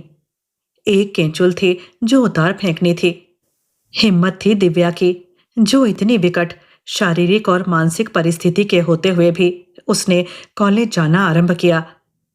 आस पड़ोस में फुसफुसाहटें हुई, पर मम्मी जी और दिव्या की उदासीनता से ज्वार भाटे की तरह स्वयं ही शांत हो गई। कॉलेज जाने से पहले दिव्या ने अपने लंबे घने बालों को तिलांजलि दे दी थी। गौतम को कितने पसंद थे उसके लंबे बाल। सारी साड़ियां समेटकर बक्से की तली में धर दी थीं। पैंट, स्कर्ट और अपनी शारीरिक अवस्था के अनुसार स्टाइलिश कपड़े पहनने शुरू कर दिए थे। नाक की लौंग समेत सारे गहने लॉकर में रख दिए थे। मानो दिव्या अब आजाद थी। मम्मी जी दिव्या का यह बदला हुआ रूप देखकर हैरान थीं। वे मन ही मन ईश्वर से प्रार्थना करती कि हे प्रभु, ये लड़की जीवन में जीत जाए। उनकी प्रार्थना रंग लाई। समय आने पर दिव्या की सामान्य डिलीवरी हुई। मम्मी जी ने डायरी में नोट किया, गौतम और दिव्या को पुत्री रत्न की प्राप्ति। जन्म 3 मार्च, वजन 7 पाउंड, रंग गोरा। मम्मी जी को गुड़िया के रूप में गौतम वापस मिल गया था। इन चंद ही महीनों में दिव्या का खोया आत्मविश्वास वापस आने लगा था। गौतम की यादें धुंधली पड़ने लगी थीं। नए सत्र में उसने मास्टर्स कोर्स में दाखिला ले लिया। संयोग ऐसा कि कोर्स पूरा होते होते इधर नतीजा आया और उधर ही पीहू के कॉलेज में लाइब्रेरियन की वैकेंसी निकल आई। दिव्या की नियुक्ति हो चुकी थी। समय अपनी निर्बाध गति से भागता रहा, पता ही नहीं चला। दिव्या अपने बांद्रा वाले घर में एक बार भी नहीं गई थी। क्यों जाए? किसके लिए जाए? वहां से उसका मोह भंग हो चुका था। मम्मी जी ही अक्सर वहां जाकर उस घर को संवार आती, सहला आती। दिव्या ने नोटिस किया कि इधर हर बार वहां से आते समय वे अपने साथ गौतम का कोई ना कोई सामान साथ ले ही आती हैं। कुछ कपड़े, शेविंग किट, गौतम और दिव्या के ब्याह का एल्बम, गौतम की फ्रेम करी हुई तस्वीर। अक्सर एकांत में उन्हें गौतम की तस्वीर पर हाथ फेरते और रोते भी देखा था दिव्या ने। शायद समय के साथ वे भावुक हो रही थीं। दिव्या को उन पर तरस भी आता और दुलार भी। दिव्या के दुख के आगे वे अपना दुख भूल गई थीं। आजकल उनको दिव्या के दोबारा ब्याह की धुन चढ़ गई थी। मेरे रहते एक जीवन साथी ढूंढ लो दिव्या। इतना लंबा जीवन अकेले कैसे कटेगा? साथ के लिए कोई तो चाहिए। गुड़िया अभी छोटी है। घर में एक पुरुष रहेगा तो उसी को पिता समझने लगेगी। तुम ब्याह कर लोगी तो मैं निश्चिंत हो जाऊंगी। दिव्या दोबारा ब्याह नहीं करना चाहती थी। गौतम की यादें अक्सर उसका पीछा करती थीं। लेकिन मम्मी जी के आगे उसकी एक ना चली। शादी.com पर उसका बायोडेटा भेजा गया। अखबार में भी विज्ञापन दिया गया। कई रिश्तों में एक रिश्ता फाइनल हुआ। कांटेक्ट उधर से ही किया गया था। मम्मी जी हैरान थी कि समय कितना बदल गया है और लोगों की सोच भी। दिव्या के लिए कुंवारा वर मिल रहा था। दिव्या ने डॉक्टर शशांक की फोटो देखी। गुड लुकिंग, स्मार्ट, बुद्धि प्रदीप्त आंखें। एमडी करने के बाद एचआईवी एड्स पर रिसर्च कर रहे थे। मुंबई के ही किसी सीनियर डॉक्टर की रिसर्च टीम के सदस्य। जल्द ही अमेरिका जाने वाले थे। पता नहीं क्यों दिव्या को डॉक्टर शशांक का चेहरा बेहद पहचाना सा लगा। मम्मी जी के लिए वो एक खास दिन था जब डॉक्टर शशांक को उन्होंने दिव्या से मिलने अपने घर बुलाया था। सभी कुछ इतना अचानक और अप्रत्याशित हुआ था कि वो पीहू तक से इस बात की चर्चा नहीं कर पाई थी। शशांक के आने से पूर्व वे स्वयं ही उत्साह और उमंग से भरी हुई घर सजाने में जुट गई थीं। सभी दरवाजों पर खूबसूरत पर्दे लगा दिए गए थे। मेज़पोश बदले गए। पूरे घर की सफाई, साज सज्जा विशेष तरीके से करी गई। कमरे में गुलाब के फूलों का गुलदस्ता लगाया गया। दिव्या और पीहू उस दिन साथ ही कॉलेज से लौटी थीं। वाह आंटी, क्या बात है! इतनी सजावट किस लिए? कौन आ रहा है? पीहू होंठ गोल करके सीटीसी बजाने लगी। तेरी सखी से मिलने कोई स्पेशल आ रहा है। संभाल लेना सब कुछ। मम्मी जी हंस पड़ी। पीहू पल भर में ही सारा मामला समझ गई थी। मम्मी जी खुश थीं, संतुष्ट थीं कि उनके कारण, उनके लंपट बेटे के कारण इस निरीह लड़की को जितने भी दुख झेलने पड़े थे, ईश्वर ने उसका प्रायश्चित करने का उन्हें अवसर दिया था। वे खुश थीं कि आखिरकार दिव्या ने दूसरी शादी के बारे में सोचा तो। अभी उम्र ही क्या थी दिव्या की? मात्र 27 बरस। इस उम्र में तो लड़कियां आजकल शादी के बारे में सोचना शुरू करती हैं। फिर दिव्या के आगे तो पूरा जीवन पड़ा था। इतनी सी उम्र में कितने कटु अनुभव झेल चुकी थी लड़की। जिस पल डॉक्टर शशांक ने घर के अंदर प्रवेश किया, तीनों स्त्रियां अपने अपने ढंग से उसकी प्रतीक्षा कर रही थीं। आते हुए हर बात, हर चीज, हर व्यक्ति भला लगता है। शशांक भी अपवाद नहीं था। दिव्या ने ध्यान से देखा। उम्र 35-36 के आसपास, गेहुआ रंग, इकहरा बदन, लंबा कद, कुल मिलाकर एक सौम्य सा व्यक्तित्व। कनपटी के पास चमकते चंद सफेद बाल जो उसके चेहरे की गरिमा को बढ़ा ही रहे थे। डार्क ग्रीन पोलो शर्ट और हल्के रंग की पैंट में शशांक पहली ही दृष्टि में दिव्या को बेहद शिष्ट लगा। भीतर से कहीं एक आवाज सी आई कि शायद शशांक उसके लिए एक उपयुक्त जीवन साथी रहेगा। कुछ दिन पहले दिव्या ने एक इंग्लिश मूवी देखी थी, कैप्टन अमेरिका। शशांक काफी कुछ उसके हीरो की तरह लग रहा था। दिव्या के अधरों पर एक हल्की सी मुस्कुराहट आ गई, तो इसीलिए उसे शशांक का चेहरा पहचाना सा लग रहा था। हेलो, मी शशांक। इतनी महिलाओं को एक साथ देखकर शशांक कुछ नर्वस सा था, किंतु शीघ्र ही उसने अपनी इस भावना पर काबू पा लिया। पीहू और मम्मी जी ने शशांक को इतनी आत्मीयता से घेरा कि उसे अपनी सारी फॉर्मेलिटी छोड़ देनी पड़ी। अकेली दिव्या ही शांत बैठी थी। शशांक देख रहा था। भोला चेहरा, अनछुई सी चितवन, गंभीर निश्चल मुद्रा, असाधारण रूप से सुंदर मुखड़ा, मानो हृदय का सारा उजलापन चेहरे को दीप्त कर रहा हो। दिव्या स्वयं ही एक बच्ची सी लग रही थी कि तब तक नन्ही मुग्धा को लेकर मम्मी जी आ गईं। साल भर की गुलगोथनी बच्ची, बड़ी बड़ी काली आंखें, उतने ही काले घने बाल। शशांक को देखते ही पोपली हंसी हंस पड़ी। उसने बाहें फैलाकर मुग्धा को गोद में ले लिया। कभी कभी आपको पता भी नहीं चलता कि खुशी आपके जीवन में कैसे वापस आ जाएगी। यह एक ऐसा ही पल था जब सभी के मन के किसी कोने में यह एहसास जाग रहा था कि जो हो रहा है वह सही है।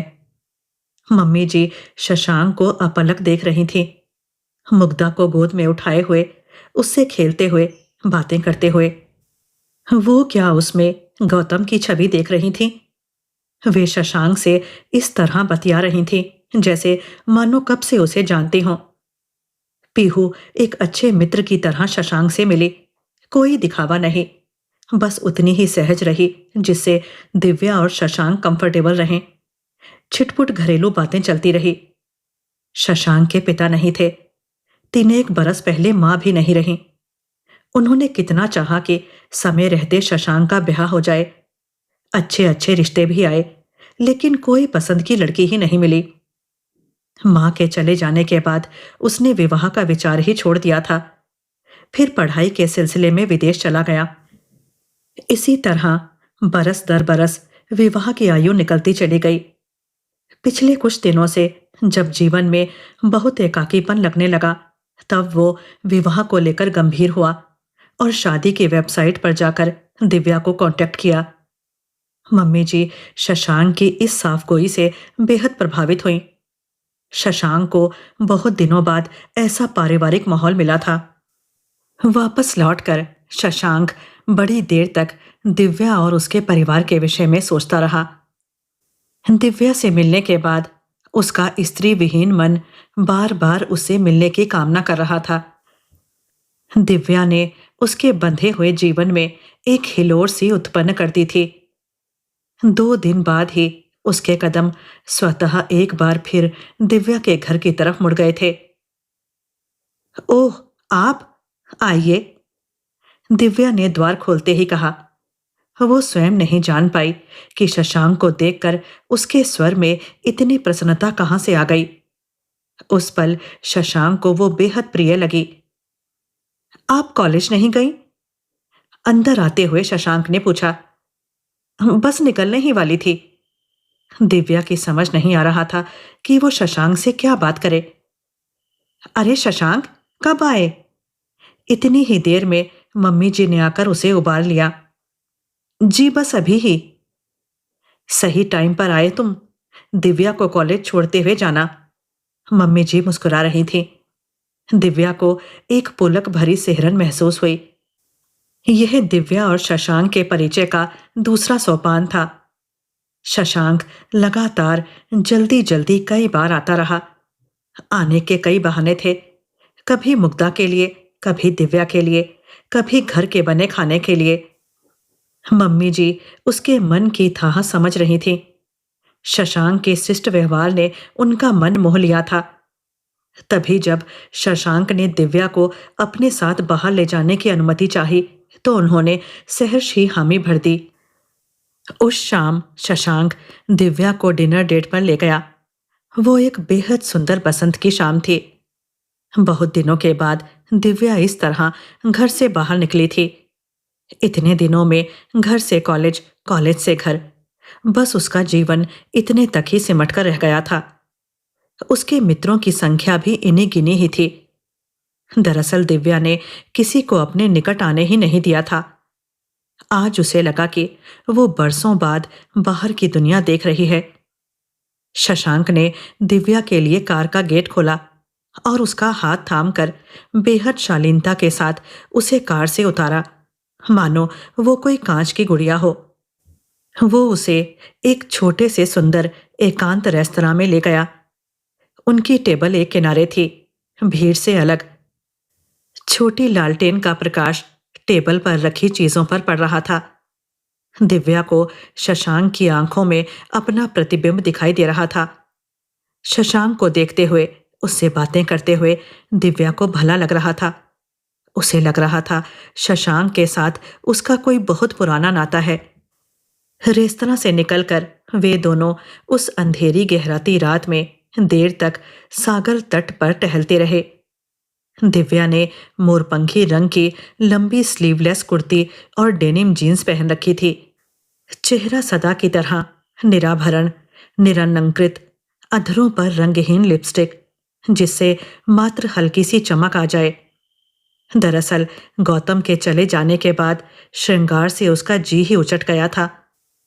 शशांक दिव्या के पास ही चल रहा था, बिल्कुल पास।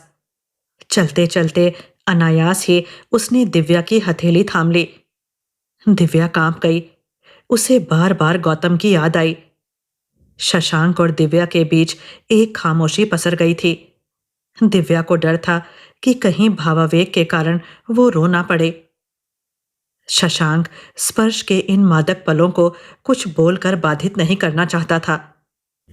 उसने अपनी बाईं बांह से दिव्या का कंधा घेरकर उसका मुंह अपनी ओर करते हुए पूछा, मेरे साथ खुश तो रहोगी ना दिव्या? दिव्या अभी पूर्णतः सहज नहीं हो पा रही थी। शशांक के साथ इस तरह घूमना, निरर्थक टहलना, खुश रहना, पता नहीं क्यों उसके अंदर एक अपराध बोध भरता जा रहा था। गौतम की यादें बार बार उसके मन पर दस्तक दे रही थी। क्या वो गौतम से बेवफाई कर रही थी? सुदूर सागर में जाती कुछ नावें, रात का गहरापन और मन को छूती, विचलित करती हुई वो पुरानी बातें। दिव्या उन्हें बरबस ही पीछे धकेल रही थी। कुछ देर वो शशांक की बाहों में सिमटी रही, फिर धीरे से अलग हो गई। दिव्या को घर छोड़ते हुए शशांक का मन बेहद उदास हो आया था। कल शाम मैं फिर आऊं दिव्या, चलोगी मेरे साथ? उसने पूछा तो दिव्या मुस्कुरा दी, एक मीठी मीठी सी मुस्कान। शशांक को अपना उत्तर मिल गया था। मम्मी जी के मन में कहीं ना कहीं ये सवाल उठ रहा था कि शशांक ने दिव्या को ही अपनी जीवन संगनी बनाने का फैसला कैसे लिया। पति से परित्यक्ता एक बच्चे की मां दिव्या। पीहू भी हैरान थी। दिव्या के मन में भी कई तरह की शंकाएं थीं। शशांक ने मुझसे ही ब्याह क्यों करना चाहा? उस जैसे युवक को तो कोई भी युवती आसानी से मिल सकती थी। पैसा, संबंधी, प्रतिष्ठा, मान, कितना कुछ मिल जाता, तो फिर दिव्या ही क्यों? लेकिन एक दिन शशांक ने स्वयं ही बताया, तुम सोचती होगी दिव्या कि मैं आज तक अविवाहित क्यों रहा? क्यों मुझे किसी युवती ने आकर्षित नहीं किया? मैंने क्या किसी को डेट भी नहीं किया? मैं कुछ नहीं छिपाऊंगा तुमसे। उसने अपना हाथ दिव्या के हाथ पर रख दिया। जानती हो दिव्या, मेरा भी एक पास्ट था जिससे मैं आज तक उबर नहीं पाया हूं। उस समय मैं यूनिवर्सिटी से ग्रेजुएशन कर रहा था, सेकेंड ईयर। शिजी मिर्जा, यह नाम था उस लड़की का जो फर्स्ट ईयर की फ्रेशर थी। पता नहीं कौन सा आकर्षण था उस लड़की में कि मैं खींचा चला जा रहा था। शिजी एक बेहद रिजर्व और गंभीर लड़की थी। हम सारे लड़के उसकी एक निगाह के लिए तरसते थे, लेकिन शिजी ना इधर ना उधर सीधी सपाट चलने वाली लड़की थी। उसे तो अपनी सुंदरता का एहसास भी नहीं था। नियत समय पर एक काली एम्बेसडर से वो यूनिवर्सिटी आती और क्लासेस खत्म होते ही वापस चली जाती। हमारे धर्म अलग थे, रीति रिवाज, रहन सहन, खान पान, संस्कार, कुछ भी तो नहीं मिलता था। लेकिन फिर भी मैं उसका दीवाना बन चुका था। मोहब्बत ना सही, दोस्ती ही सही, लेकिन ये चाहत लव एट फर्स्ट साइट बनकर रह गई थी, क्योंकि शिजी मुझे क्या किसी लड़के को भाव नहीं देती थी। मेरे दोस्त मेरी तड़प जान रहे थे। शिजी का उदासीन रवैया उन्हें अहंकार भरा लगता था। कोई भी न्यू कमर इतनी अहंकारी कैसे हो सकती है अपने सीनियर्स के साथ? ये बात किसी के गले के नीचे नहीं उतर रही थी। सबक सिखाने के उद्देश्य से उस दिन हम लोगों ने शिजी को कार में जबरन खींच लिया। यह सोचा था कि उस नक्सड़ी लड़की की रैगिंग चलती कार में की जाएगी। खूब तंग परेशान करके कॉलेज के गेट पर उतार कर हम सब खिसक लेंगे। किंतु इस अविवेकी कारनामे का अंजाम कितना भयानक होगा, इसकी कल्पना भी नहीं करी थी हमने। जैसे जैसे वो विरोध करती गई, हमारे मन में उसे सताने की, उसे छू लेने की इच्छा बलवती होती गई। हर लड़का अपने ढंग से शिजी को छूना चाहता था। शुरुआत में तो मुझे भी इन सब में आनंद आ रहा था। गला, कंधा, पीठ, गाल, हर जगह लड़कों के घिनौने स्पर्श से शिजी बेहद डर गई थी। वो चीख रही थी, चिल्ला रही थी। उसका हिंसक प्रतिरोध मुझे और मेरे दोस्तों को और अधिक जुनूनी बना चुका था। लेकिन कुछ ही देर में मैं समझ गया था कि वे लोग मेरा बहाना लेकर शिजी के साथ खिलवाड़ करना चाहते थे। वे मेरा नाम लेकर उस पर भद्दे कमेंट्स कर रहे थे। मैं उन्हें रोकना चाहता था, लेकिन असहाय था। एक जगह कार की गति धीमी हुई तो मैं शिजी का हाथ पकड़कर उसके साथ बाहर कूद गया। चर्र! उसका कुर्ता पीछे से फट गया था। शायद किसी लड़के ने उसे पीछे से खींचना चाहा था। कार कुछ दूर आगे जाकर रुक गई थी। वे सभी लड़के शिजी को हासिल करना चाहते थे, किसी भी तरह। उफ! शिजी की आंखें, जिनमें घृणा थी, वे चीखें, जिनमें भय था, वो तिरस्कार भरी मुद्रा, वो आतंकित चेहरा। मैं कांप गया था। बाद की कई रातें मैंने जाग कर काटी। फिलहाल उस समय एक पल को शायद सभी को सद्बुद्धि आ गई थी और अनजाने में ही सही एक अनहोनी होने से बच गई थी। हम सब बेहद डर गए थे, लेकिन उस दिन के बाद शिजी कॉलेज में फिर कभी नहीं दिखी। बहुत दिनों तक हम डरे सहमे छिपते छिपाते फिरे, लेकिन ना कोई हंगामा हुआ, ना पुलिस आई, ना किसी को कानो कान खबर हुई और ना ही किसी को कॉलेज से निष्कासित ही किया गया। बस शिजी ही लापता हो गई। कहाँ, नहीं पता। सभी दोस्त धीरे धीरे समय के साथ बिछड़ गए। शिजी एक पछतावा बनकर रह गई।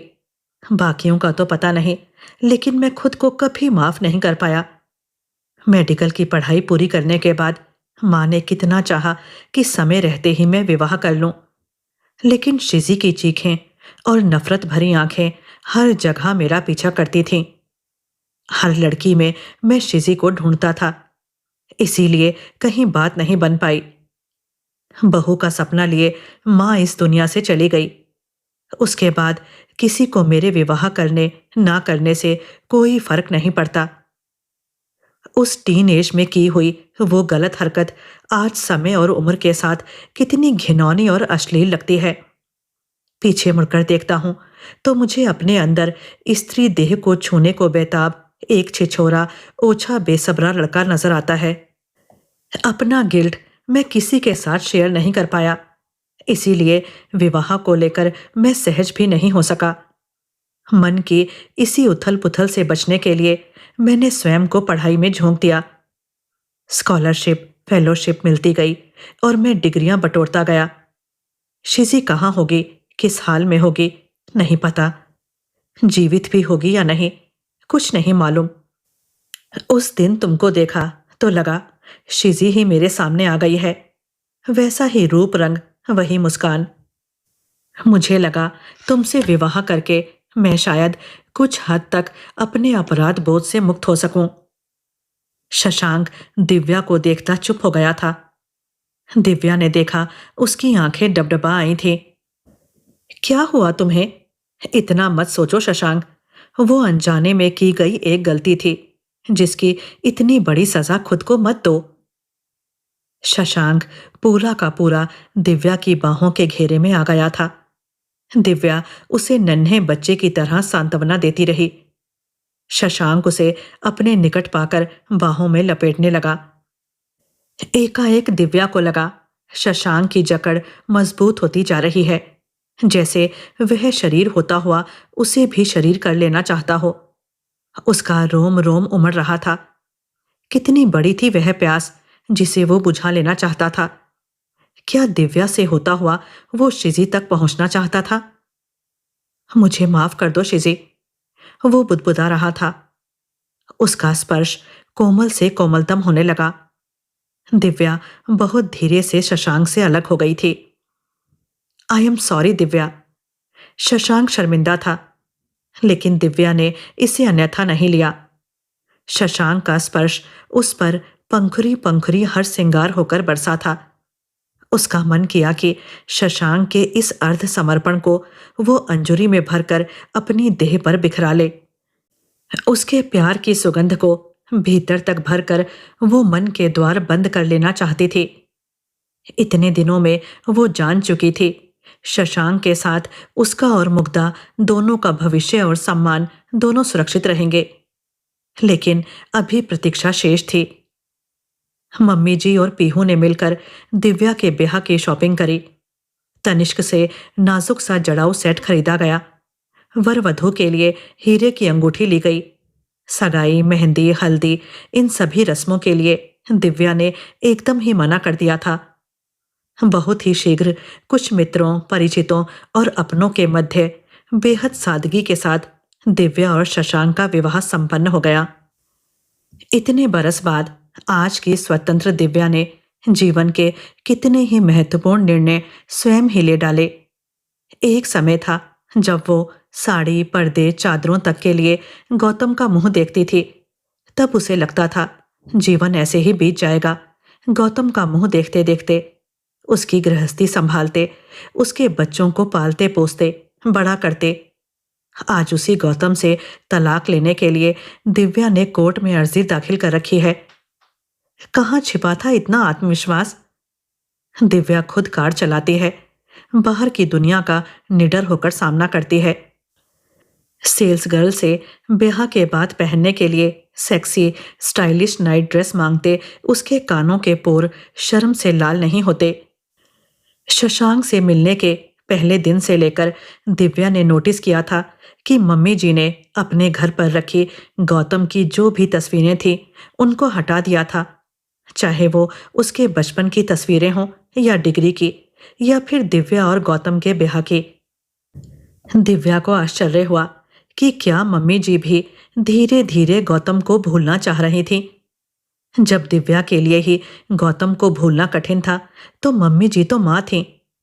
लेकिन शायद वे भी गौतम की यादों को अपने मन के भीतर ही दफन कर देना चाहती थीं।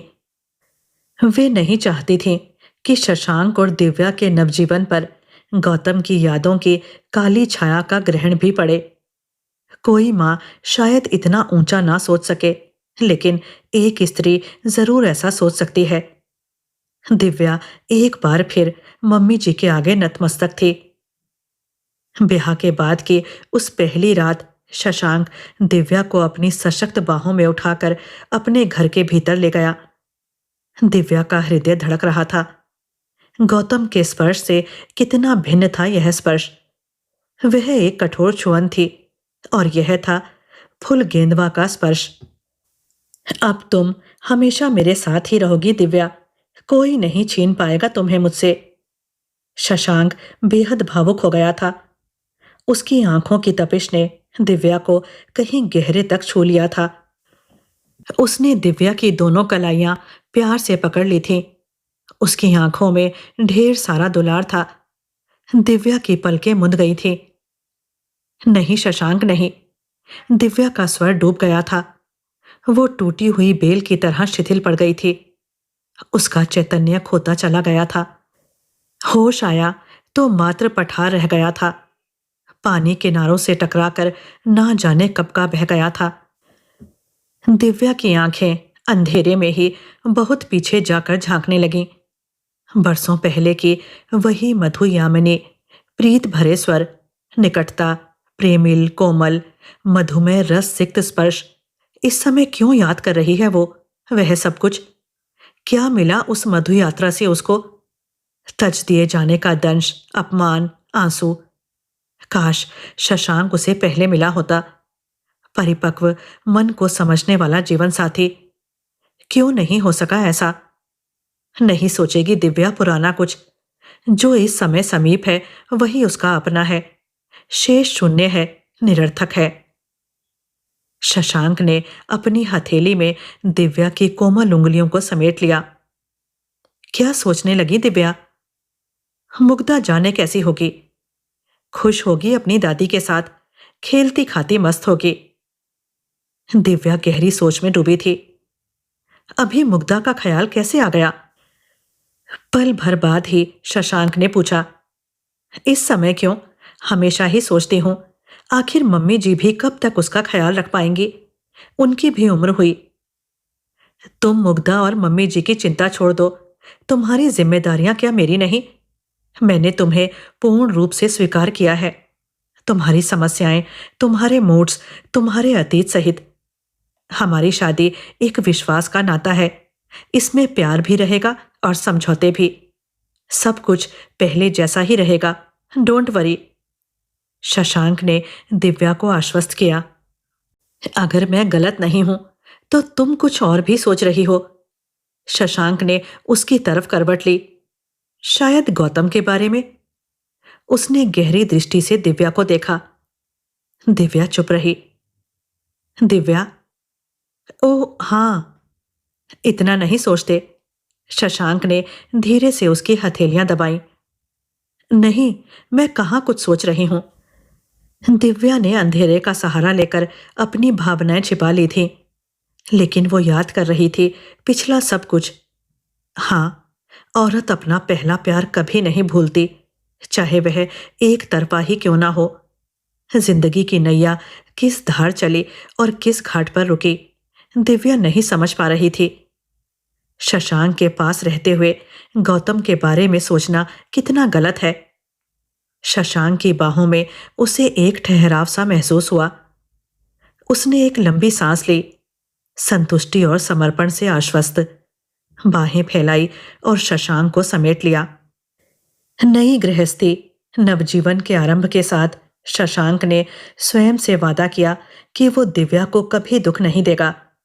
दिव्या का साथ हर पल उसे अच्छा लगता था, लेकिन शशांक देख रहा था, महसूस कर रहा था कि दिव्या बैठे बैठे कहीं खो जाती है। उसके साथ रहते हुए भी अक्सर कहीं और गुम हो जाती है, पास होते हुए भी दूर सी लगती है। वो समझ रहा था दिव्या की मनःस्थिति। अनायास ही एक दिन दिव्या से पूछ बैठा, दिव्या, मुझसे विवाह करके क्या तुम स्वयं को दोषी मानती हो? कैसा गिल्ट है जो भीतर ही भीतर तुमको खाए जा रहा है? प्लीज बताओ मुझे, क्या मेरे साथ तुम खुश नहीं हो? मुझे प्यार तो करती हो ना तुम? हाँ, खोई सी आवाज में दिव्या ने कहा। अब मैं तुम्हारी पत्नी हूं, एकदम मेरी, केवल मेरी। हाँ शशांक, एकदम तुम्हारी। लेकिन दिव्या, मुझे लगता है तुम्हारे मन में गौतम के प्रति अब भी कुछ भावनाएं शेष हैं। मैं चाहता हूं प्लीज उनसे बाहर निकलो। मैं तुम्हें बटा हुआ नहीं चाहता। अपना पास छोड़कर मेरे पास आओ दिव्या। मुझे पता है ये कठिन होगा, लेकिन प्लीज मेरे लिए। शशांक के मन में उस अनदेखे अनजाने व्यक्ति के लिए ईर्ष्या सी उत्पन्न हुई। दिव्या को अपने मन का भार असहनीय लगने लगा था। उसके अंदर शशांक से सब कुछ कह देने की तीव्र इच्छा होने लगी। उसके गले में एक बगुला सा अटकने लगा। अपनी सांसें उसे रुकती सी लगीं। दिव्या, मुझसे कहो, क्या बात है? क्या मैं तुम्हारा अपना नहीं? अंदर ही अंदर घुलो मत, मुझे बताओ, शेयर करो मुझसे। शशांक ने अपनी बाहों में घेर लिया था दिव्या को। उसका भीगा सा स्वर दिव्या को कहीं गहरे तक छू गया। शशांक के स्पर्श में बेहद दुलार था, अपनापन था। उसकी मुस्कुराहट में एक आहत पवित्रता थी, ईमानदारी, स्थिरता। नहीं, इस व्यक्ति को दिव्या छल नहीं सकती। गौतम मेरा प्रेम नहीं है, मेरी दुविधा है शशांक। सबसे बड़ी उलझन, मैं उसे भूलना चाहकर भी नहीं भूल पा रही। क्या करूं? तुम ही बताओ। क्या गौतम की कोई तस्वीर दिखा सकोगी दिव्या? देखना चाहता हूं उस व्यक्ति को जो मेरी पत्नी के जीवन का पहला पुरुष था। शशांक हल्के से हंस पड़ा। खैर छोड़ो, ये बताओ, अगर गौतम कभी लौट आया तो तुम किसे चुनोगी, मुझे या गौतम को? उसके स्वर में मजाक का पुट था।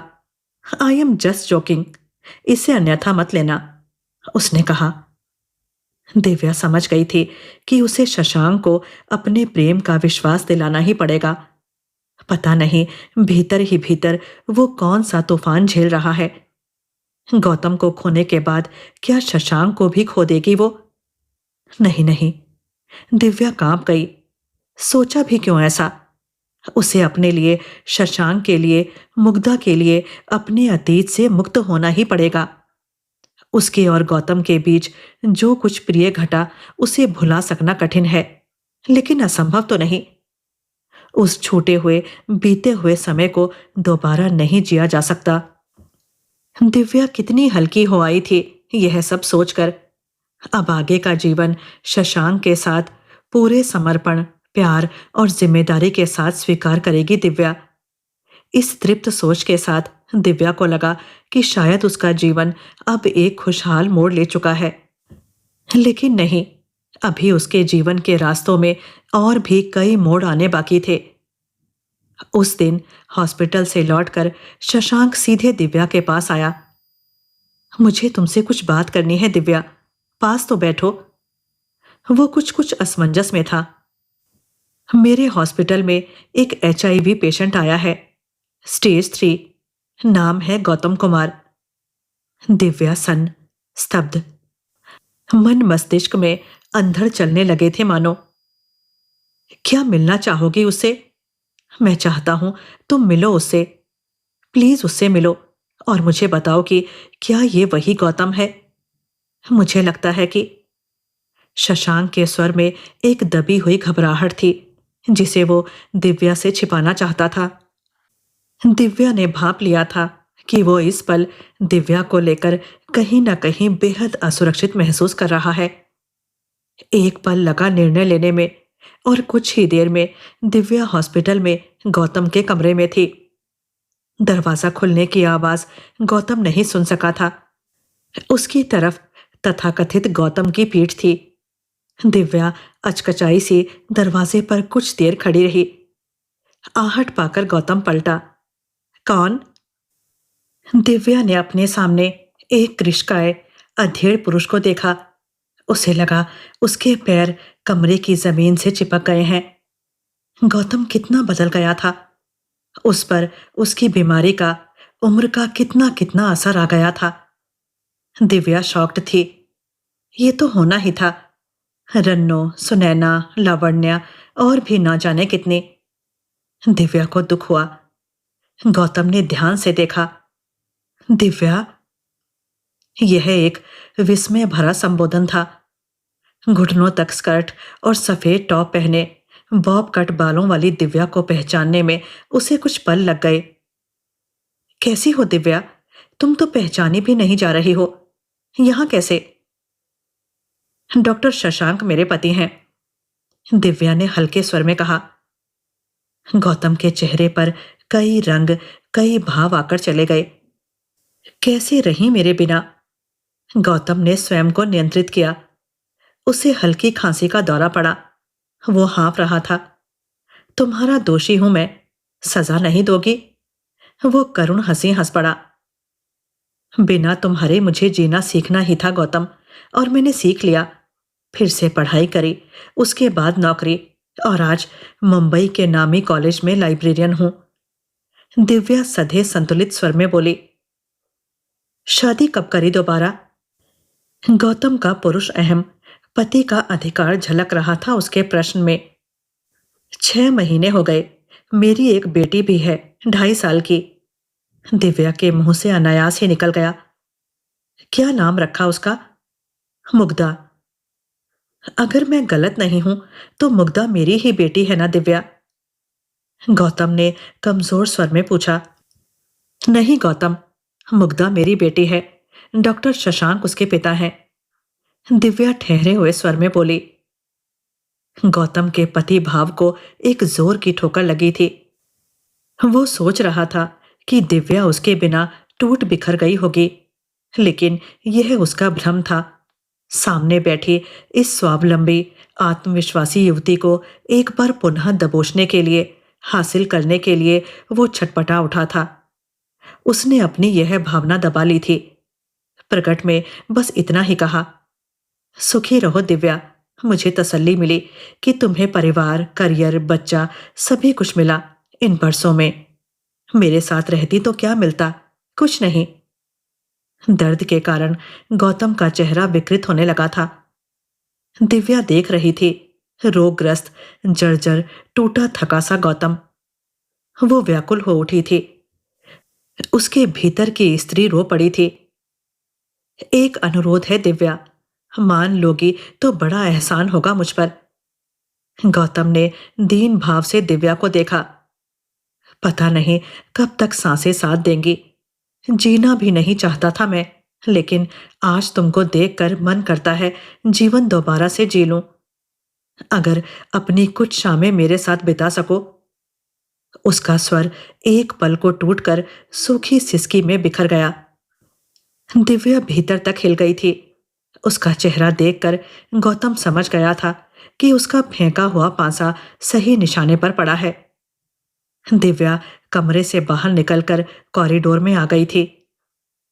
गौतम ठीक तो हो जाएंगे ना शशांक? उसने पूछा। Let's hope for the best. हम डॉक्टर हमेशा ही जीवन की उम्मीद रखते हैं। शशांक ने दिव्या के कंधे थपथपाए।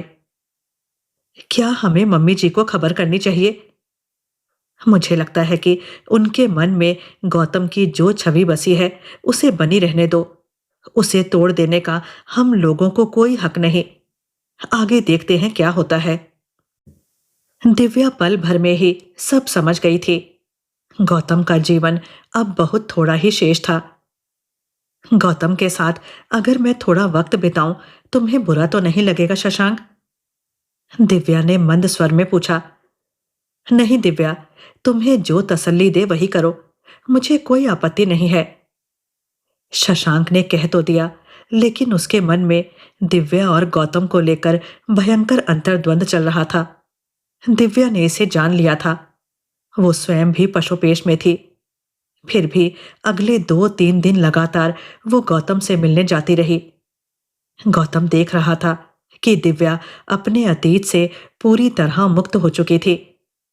वो ढूंढ रहा था उस नाजुक सी लड़की को जिसे कुछ बरस पहले वो बेहद क्रूरता के साथ दुनिया से लड़ने के लिए अकेली छोड़ गया था। दिव्या ने वो लड़ाई जीत ली थी।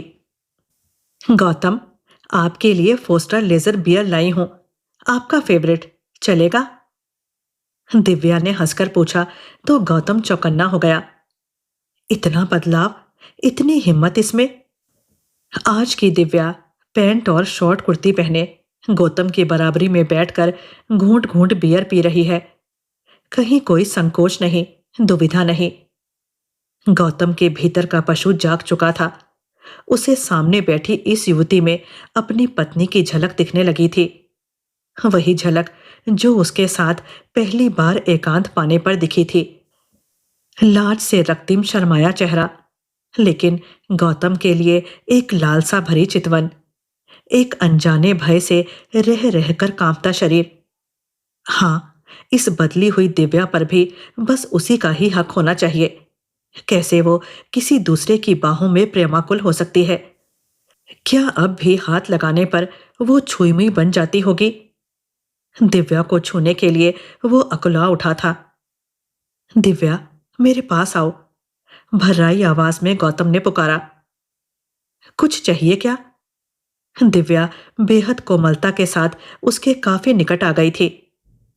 उसने गौतम का हाथ अपने हाथ में ले लिया था। अनायास ही गौतम की पकड़ क्रूरता से कसने लगी। उसकी आंखों में एक भूख सी उभर आई थी। दिव्या जब तक कुछ समझती, गौतम ने उसे अपने ऊपर खींच लिया था। उसकी आंखों में वासना की वहशी चमक थी। वे किसी आहत पशु की सी आंखें थीं। मैं तुम्हें किसी और के साथ नहीं देख सकता दिव्या। चलो, सब कुछ छोड़कर हम अपने उसी घर में वापस लौट चलें।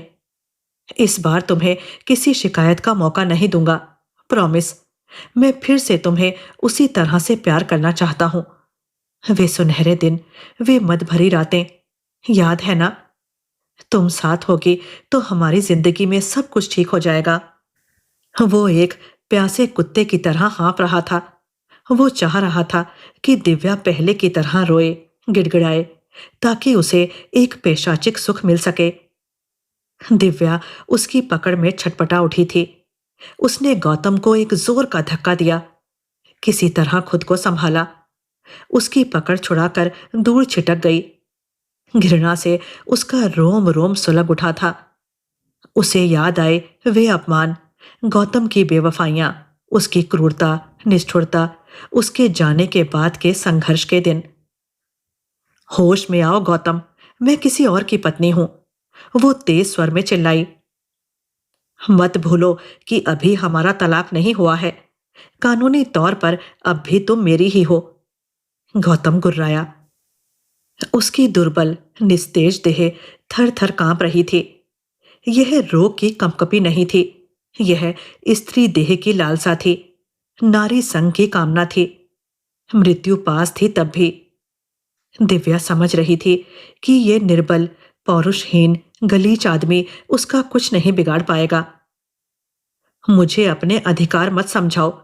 You are a sick person, physically and mentally. वो दिव्या मर चुकी जो तुम्हारी गुलाम हुआ करती थी। दिव्या को लगा कि क्रोध से उसका सिर फट जाएगा। घृणा और बेचैनी से वो भीतर ही भीतर फूंक रही थी। जी चाहा गौतम के मुंह पर थूक दे। इसी गौतम से प्यार किया था उसने, इसे ही बार बार याद किया था। स्वयं पर शर्म आई उसे। वो तेजी से कमरे के बाहर निकल आई। कॉरिडोर में किसी की टक्कर लगी। देखा, शशांक था। उसका आंसुओं से भीगा चेहरा और उड़े उड़े बाल देखकर वो ठिठक गया। क्या हुआ दिव्या? उसने बड़े प्यार से पूछा। लेकिन दिव्या बिना कुछ बोले घर भाग आई। शशांक ने कमरे में जाकर देखा, गौतम फर्श पर गिरा पड़ा था। नर्स की सहायता से उसे उठाकर उसने गौतम को कुछ इंजेक्शंस दिए। सारा घटनाक्रम ना जानते हुए भी शशांक सब कुछ समझ गया था। अगले दिन जब वो हॉस्पिटल गया तो गौतम का बेड खाली था। पता चला कि उसने हॉस्पिटल से डिस्चार्ज ले लिया था। एक चिट्ठी छोड़ गया था, दिव्या के नाम। शशांक ने खोली नहीं, उसे दिव्या ने ही पढ़ा। मैं जा रहा हूं दिव्या, अपनी पूरी जिम्मेदारी पर। मुझे खोजने की व्यर्थ कोशिश मत करना। तुम्हें दोबारा देखा तो नए सिरे से तुम्हें पाना चाहा, नए तरीके से कुचलना चाहा, वैसे ही जैसे पहले किया करता था। वो एक समय था जब तुमको शरीर से, मन से, दिमाग से तोड़ देने के बाद मुझे कितना आनंद मिलता था, बता नहीं सकता। इस बार भी वही चाहा था मैंने। ये शायद कोई कुंठा है मेरी जो इस जीवन में तो दूर नहीं हो सकती। अपना अंत मुझे पता है। तुम्हारे जीवन में दोबारा ना आऊं, यही कोशिश करूंगा। अलविदा। दिव्या शशांक से लिपट गई थी। वो उससे कुछ नहीं बोला गया, बस उसकी बाहों की जकड़ कसती गई। शशांक ने उसे अपने में समेट लिया था। दिव्या ने अपने माथे पर शशांक के अधरों का स्पर्श महसूस किया। उसे लगा यह स्पर्श, यह सुख, यह क्षण ही उसके जीवन का सबसे बड़ा सत्य है। पिछला सभी कुछ भ्रम था, झूठ था। एक दूसरे के आलिंगन में बंधे वे दोनों एक दूसरे का संस्पर्श, एक दूसरे की सिहरन, एक दूसरे की महक और एक दूसरे की धड़कन महसूस कर रहे थे, चुपचाप। इस कोमल और मधुर अनुभव के बीच कुछ भी बोला जाता तो शायद सारा सुख जाता रहता। कहानी यहीं खत्म होती है और एक गहरी सीख देकर जाती है कि सच्चा सुख इंतजार में नहीं, बल्कि आत्मसम्मान और सही निर्णय लेने में होता है। कहानी के लिए आभा श्रीवास्तव जी को हार्दिक धन्यवाद। अब मुझे आज्ञा दीजिए, फिर आऊंगी एक और कहानी के साथ।